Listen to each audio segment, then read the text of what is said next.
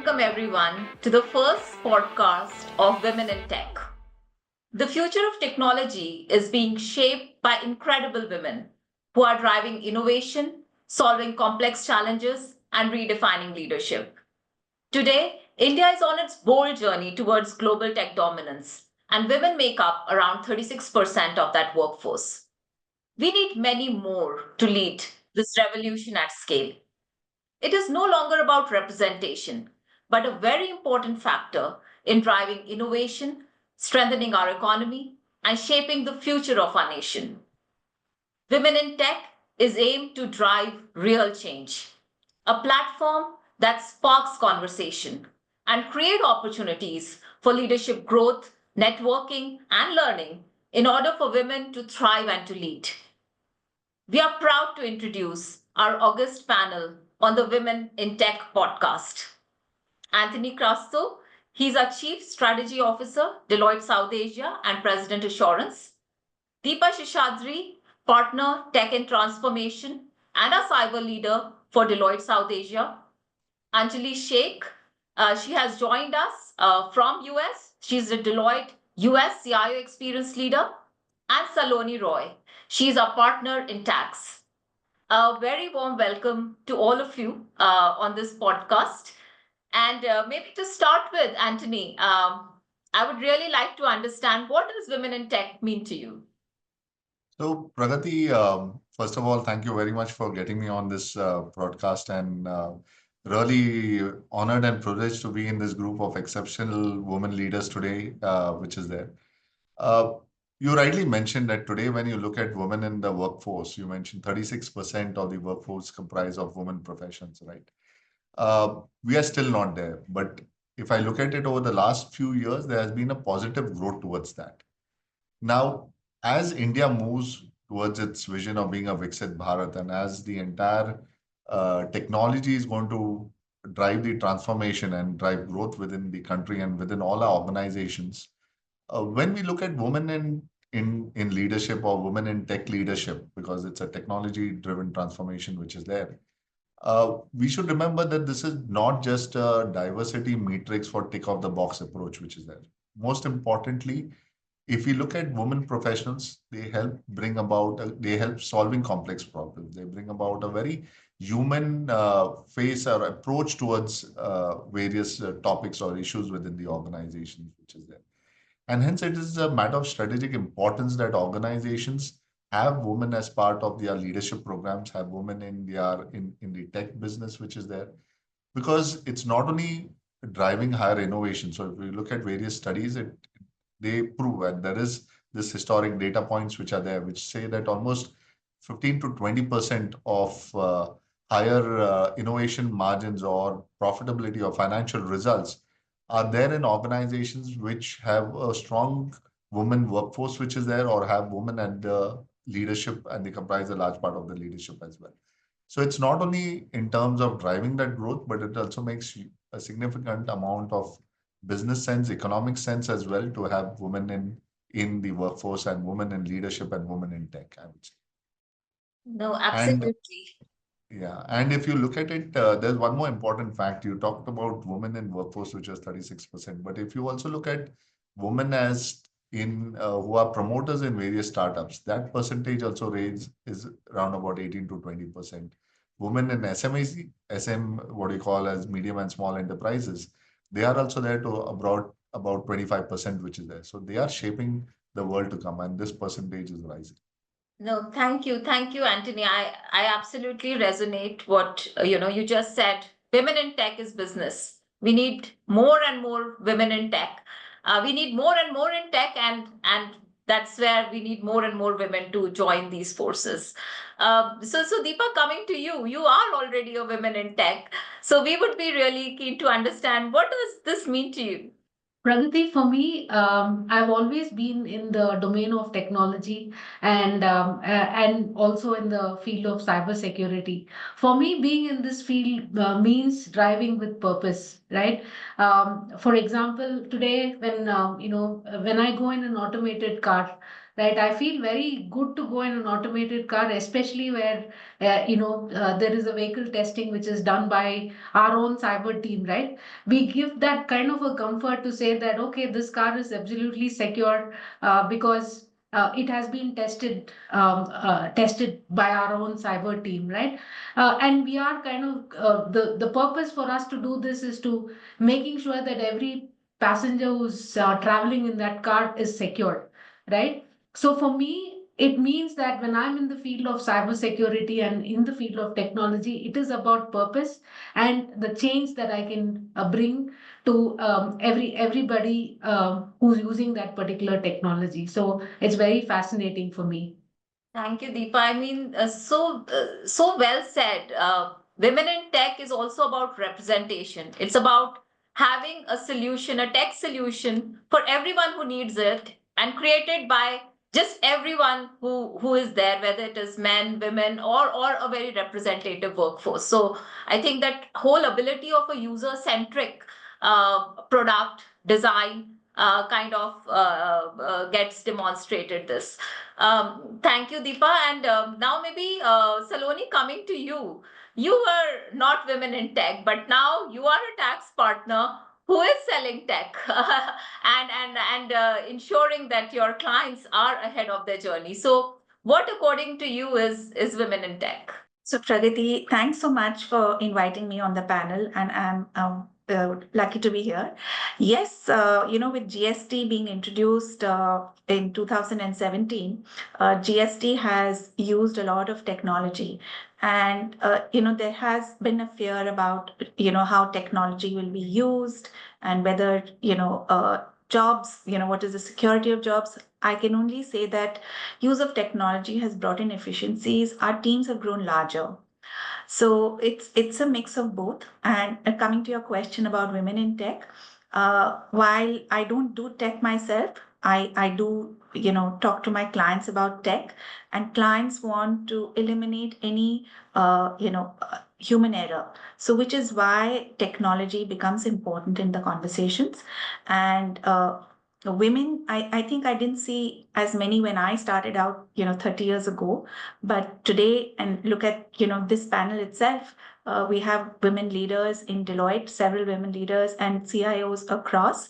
So I think the change has been slow, but clearly there is a maturing which has happened. It's evident, and would like to see more. It's about challenging biases and making sure that there are women shaping the future, by in the technology world. Thank you, Saloni. So what I hear from you is that change is inevitable, and having that representative workforce is also inevitable. We are arriving there, we are reaching there, and I'm sure we'll see more and more of all of us collectively solving the most complex client problems and of course delivering the impact that matters. So now, Anjali, coming to you, you have been driving women in tech for us in US. And I'm sure you would have seen a journey on this platform. So would be really keen to hear your views. I think I agree with everything the panelists have said so far.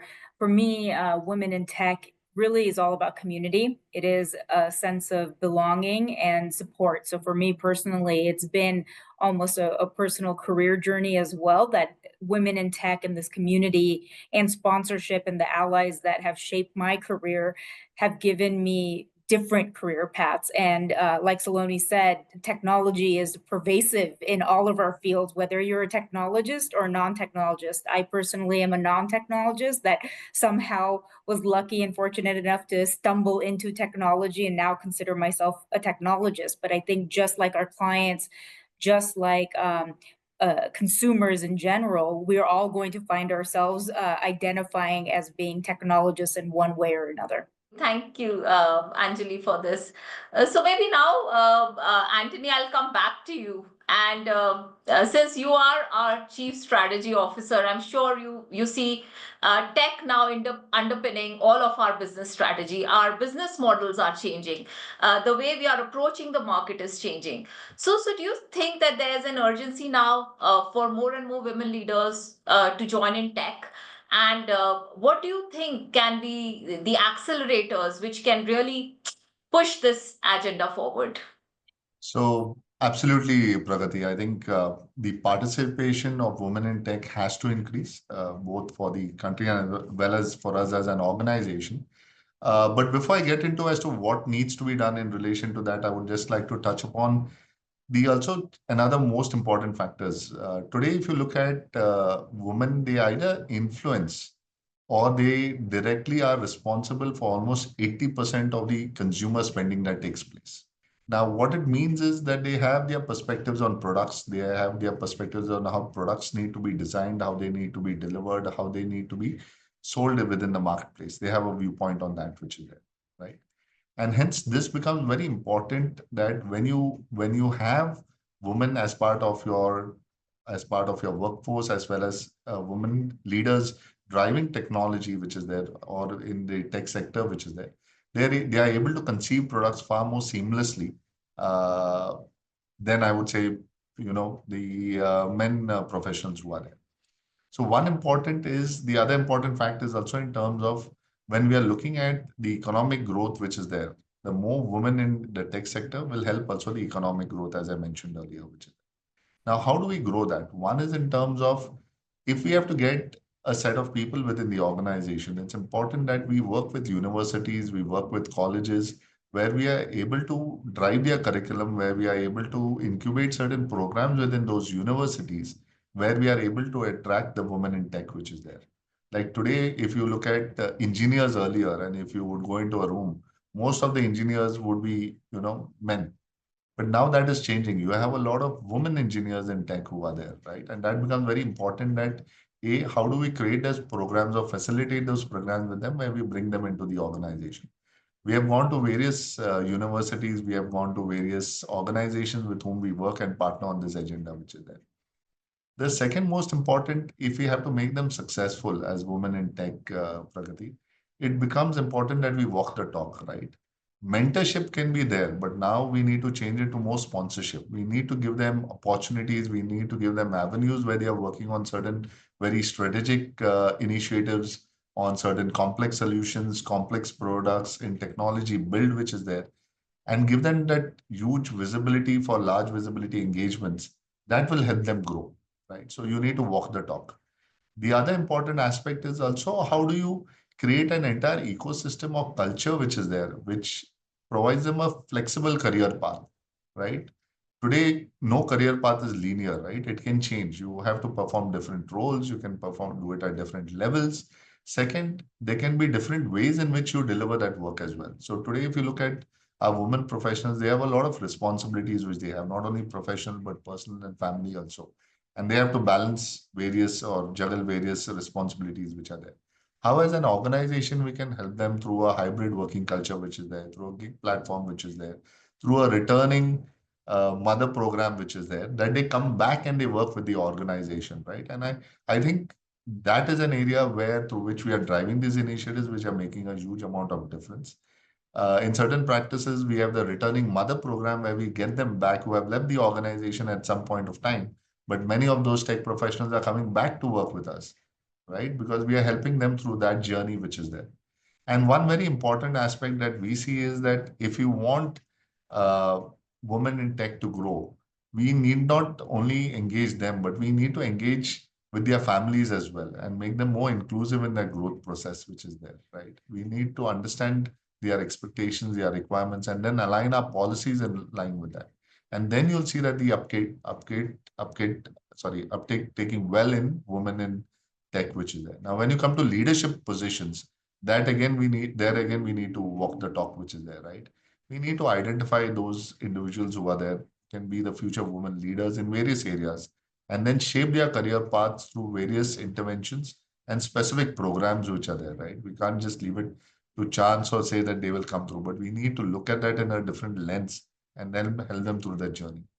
Today, if you look within India, there are various leaders, right? Roshni Nadar leads at HCL. Devanji is there at NASCOM. You have Arundhati who's there at Salesforce. Sindhu in SAP. Daisy in Cisco. So there are many women leaders. And, if you are able to drive that, most of these women leaders will grow in the tech business as well. No, absolutely, Anthony. Such an inspiring, conversation, and your points. What I hear is we need women in tech at all levels, and today it is more about sponsorship. Today it's more about creating that culture and that pipeline for leadership. And today we do have the role models. It's all about walking the talk and ensuring that we get those in who 80% are the influencers in any any kind of consumption, so Abs- it truly Absolutely. makes business sense. Thank you, Anthony. And maybe now I go to our leader who inspires us significantly. She has taken the road less traveled. She took cyber as a career trajectory when no one would have thought about it. So Deepa, as Anthony spoke of many things, does some experiences, learnings, some stories come to your mind which you would like to share with all of us? Thanks, Pragati, and Anthony. Thanks for the inspiring thoughts that you had shared. Right, lot of things come to me, Pragati, and each in each of your career phases, you kind of face challenges, and I'm no exception to that. I've also faced that, right? But the key things that I would like to mention to people, watching this is one. It's very important to stay focused, right? You got to know, you got to know what is it that you really want, and then you got to work towards that, and you'll have to stay focused. When you're doing that, the most important thing is you need to compare yourself only with yourself, right? Never compare yourself with anybody in that particular field, right? Whether it's cyber, whether it's tech or otherwise, right? So that is one of my experiences, because my career trajectory is very different from some of the others within my network, right? So that is the first one that I would like to share. The second one is, in terms of upskilling, right? You got to keep learning. You don't need to know everything, but then you got to keep upskilling yourself, learning new things that is there. The third one is asking for help. When you're doing certain things, you will not know everything. It's important for you to raise your hand and ask for help. And there is, in my career journey, there has been so many people who have helped me whenever I'd asked for help, and many a times without even asking, right? So I've been blessed that way, in being in Deloitte for over 28 years, right? So that's one of the most important thing that has happened to me. And so these are three important things that I would look at, Pragati. And to everybody, there are three words that resonate very closely to me. The first one is courage, or being bold, right? When you want to do something, just raise your hand.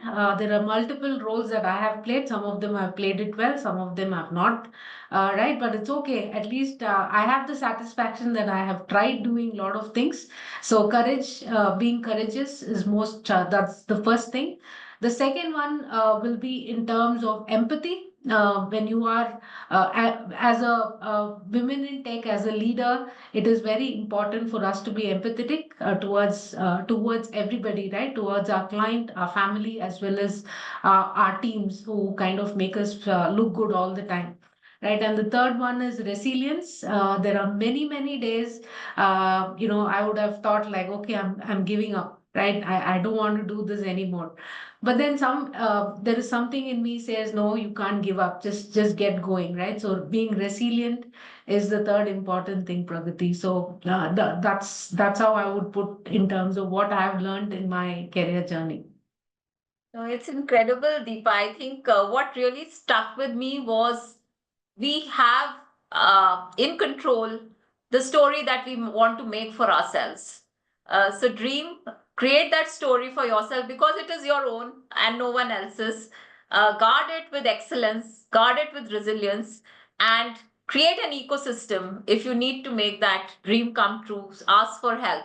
And I think, Deepa, we all look up to you in many ways, and absolutely you are an epitome of driving excellence. So I think this is not only applicable for women, it is applicable for just everyone and anyone.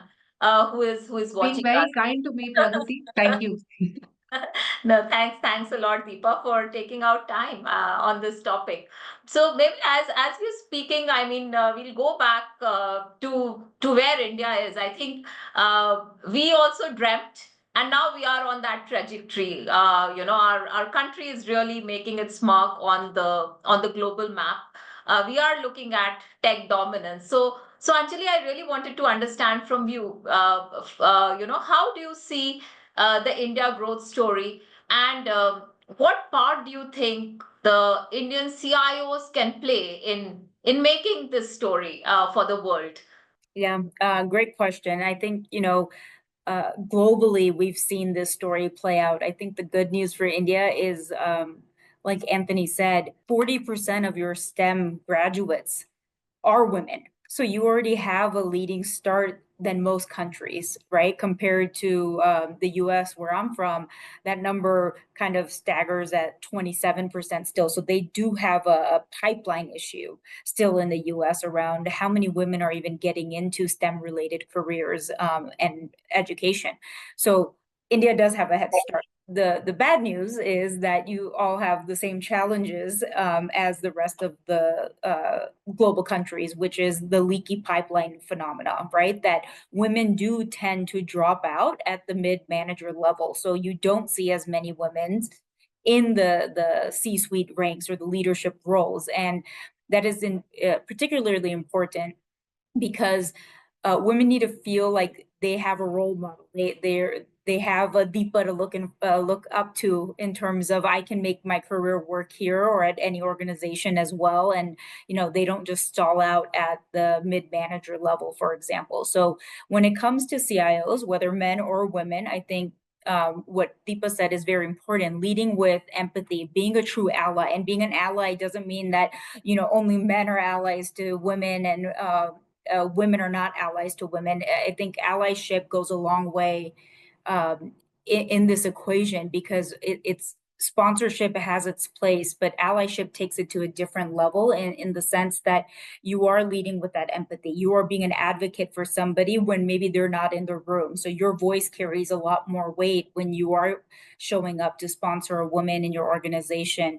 So I think for the CIOs that have been successful in creating kind of that parity between women and men in their technology teams, a key aspect of it has been being intentional, showing up with that sponsorship, showing up with allyship, because to the points that have already been made, many of the users of technology are going to be women. The consumers are going to be women. So having that diverse perspective is important. And I think CIOs across the globe are very much recognizing that. Absolutely, Anjali. So thank you for that. So maybe just a quick related question to this. What hear from you is that now we need to make women tech talent as a leadership agenda. Mhm. And you have been driving the CIO program, the Women in Tech program for a couple of years now. So can you share with us some of the learnings and the impact that this platform in a way delivered?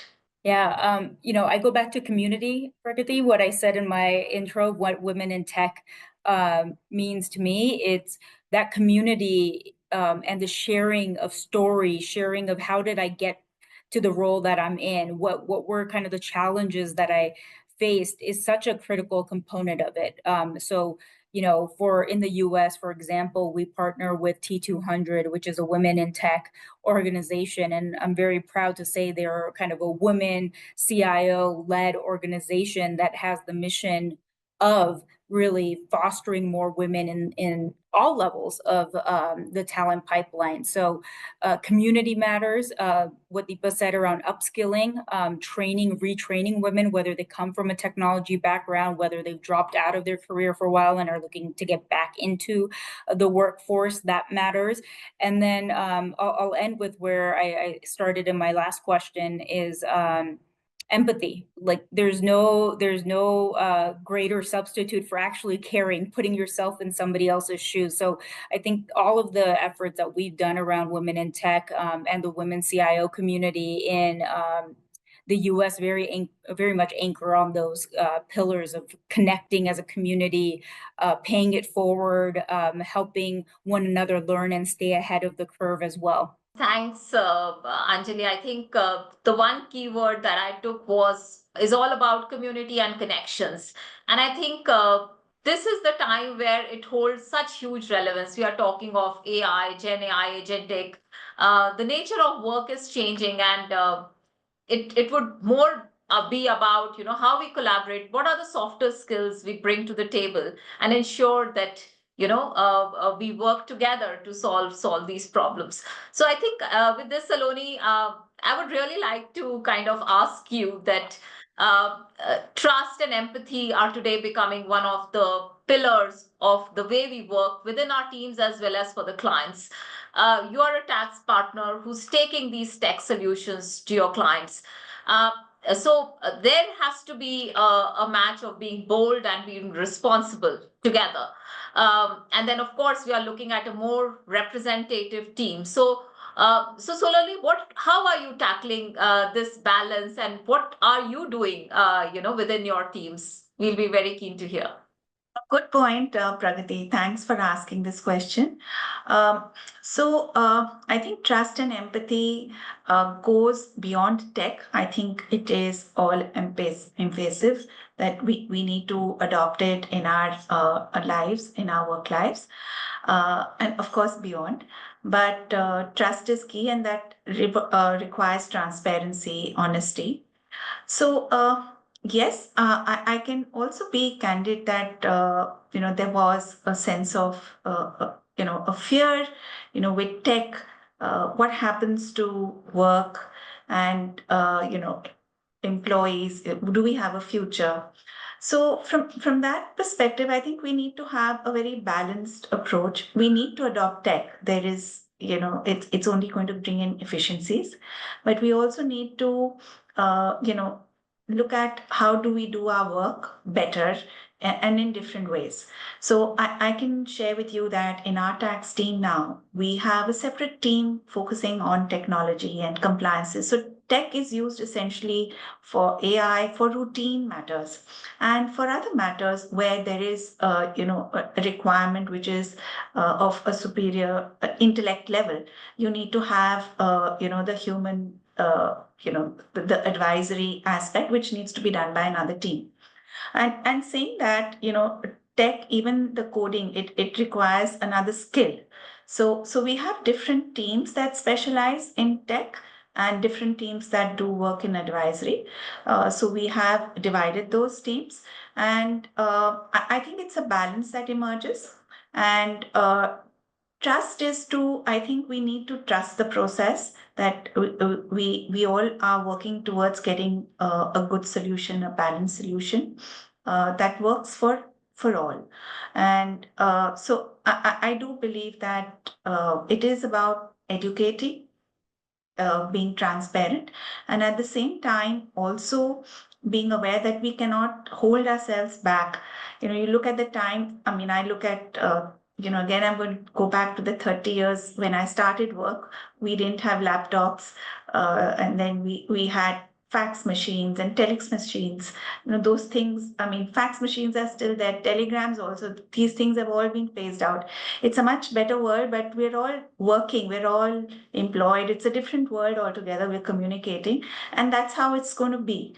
So we'll be doing different things, but of course we definitely need to trust the process. Great. Absolutely, Saloni. What I hear is that today tech as a skill is embedded in anything and everything that we are doing. And that means we would now not need we may need specialized skills, but that skills are today getting broad based. We have tech skills coming in, we have tax skills coming in, and we have teams who are kind of orchestrating and bringing this all together. And I think this is all pervasive. This is across all functions, organizations, and that means there's an opportunity for many to kind of join forces, irrespective of what their skill sets are, or their talent is, or the way they come as individuals. So I think we've had some great discussions today. So maybe Anthony, before we wrap up, a very quick question: what is that one advice you would give to any women leader as she's charting her trajectory for growth? See, there is, so I would say one message what Deepa mentioned, never settle. Okay.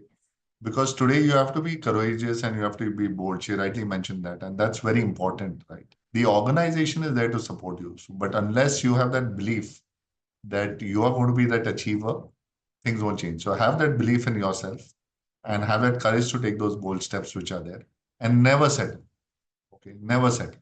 If that is your uh, I would say the main quality that you focus on, you will grow within the organization and even in this country which is there. So please be very focused. Have that courage to go ahead. You can achieve anything that you have to achieve, and it will happen. But have the courage, have the resilience, have the patience. It will happen. Thanks, Anthony. I think belief is so important. Self-belief is of paramount importance. But Deepa, as I come to you, I'm flipping this question. So, as a business leader who's also a woman in tech, what is that one thing that you are doing to build that pipeline? Okay, so Pragati, I'm very new to this job, to the role that's been given to me. So a few of the things that we are doing is whatever is getting done at a firm level, we want to replicate it within cyber. Some of the key initiative is the first one is to make sure that there is more opportunity for women to come and be part of certain initiatives, right? That is one thing that I'm kind of encouraging to making sure that we have more women who are willing to raise their hand and speak, right? So that's something that I'm kind of encouraging. The second one is to making sure that we give the right mentorship and sponsorship for women, just to making sure that their voice is heard, right? Nominating them for certain programs. That's something that we're doing. And one of the global initiatives that we have is Women in Cyber. Right, that's a global initiative that we have. So we have many of our own team members being part of those initiatives globally, and they work directly with the global cyber leader who happens to be a woman as well. Right, so the Women in Cyber that we drive is one of the key initiatives that we make sure that there is good participation from Deloitte South Asia as well. A lot of things to do, but these are few things that we've been doing in the past, and we continue to do that. Thanks, Deepa. I think any beginning is a great beginning in this area. And maybe with this, Anjali, I really wanted to understand from you. You have really triggered a community. We have almost 200 women CIOs who've come together. You've got them together. So, what is that one or two things which really stood out for you, which really created this, or is still enabling creation of this pipeline? Yeah, I think for women leaders and men leaders, share your stories because it'll make a difference to somebody. For women who are looking to build a career in technology or otherwise, raise your hand and ask for help. And then for everyone, ask the question, because you'd be surprised how many other people are thinking the same thing you are. And if you don't raise your voice and ask the question, then that answer will never get spoken. So I would say it's pretty simple. Just use your voice, share your stories, and raise your hand. Fantastic. I think what I hear is staying curious never goes out of fashion. So continue asking questions and keep climbing. So maybe now, Saloni, from you, what is your that one advice to us as women leaders as we are on that pathway of charting our own stories? I think it's a combination of all that has been said. I think community is very important. The feeling of community, just even today's panel discussion is a step towards that. Also,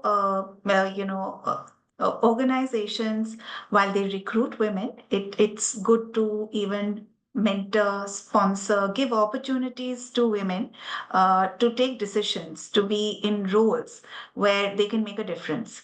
So we need active sponsorship. So community, mentorship, sponsorship. I think these are key. And there were some tips which Deepa also mentioned about being courageous, and also that sometimes you can make mistakes. So that there are situations like that, but we need to be brave enough to own up to them. So that's fine. I think it's in our journey. It's each one's journey. There are phases in everyone's lives. But yes, to stick together, stay together, and always, yeah, I think help is also something one should reach out for whenever required. Thank you. And as I'm reflecting back of all that we spoke right now, I see such common themes emerging out of all of you. I hear bring in that commitment for success.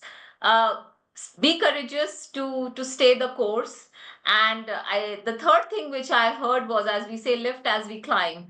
So as you chart the journey, ensure you talk about your stories, you build that community connection so that we all kind of go on that trajectory. So, with this, I would like to call it a wrap.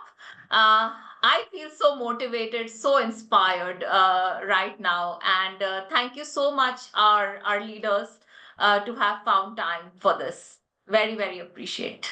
Thank you, Thank you, Pragati. thank you, Saloni, Pragati. and thank you, Thanks, Pragati, thank you, everyone. Anjali, Deepa, all of you. Thank you.